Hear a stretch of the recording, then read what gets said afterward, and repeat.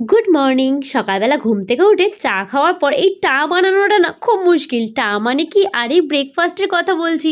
চলো একটু তামঝাম করে ব্রেকফাস্টটা বানিয়েই নিই আজকে।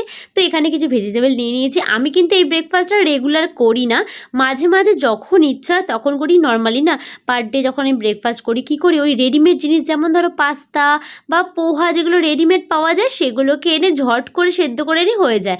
তো এখানে আজকে আমি গতকাল গিয়ে সমস্ত ভেজিটেবল কিনে নিয়ে এসেছিলাম, আর সব কটাকে দেখো ছোটো ছোটো করে কেটে নিচ্ছি। আচ্ছা, এবার তোমাদের বলি, আমি তোমাদের একটা পোস্ট করেছিলাম যে আমি ভিডিও করা বন্ধ করে দেবো। তো অনেক কারণ হয়েছে মাঝখানে, সেগুলো আমি তোমাদের একদিন শেয়ার করব।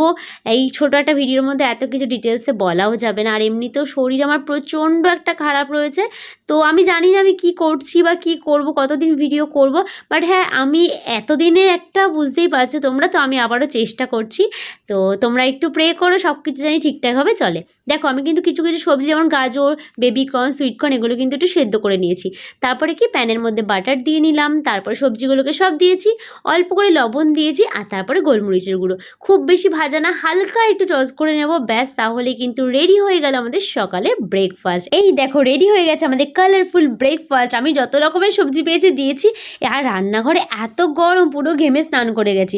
আচ্ছা, এর মধ্যে আরও অনেক কিছু দেওয়া যায়, যেমন ধরো ব্রকলি আমি পাইনি তাই দিইনি, red bell pepper, yellow bell pepper, পালং শাক, অনেক কিছুই দেওয়া যায়। আর এগুলো না প্রচণ্ড হেলদি, একটা খুব ভালো একটা ব্রেকফাস্ট। তবে বলবো না যে খুব মজার খেতে, হ্যাঁ খেতে ভালো টেস্টি, তবে কোনো স্পাইসি খাওয়ার না, তবে খুব হেলদি কিন্তু এটা।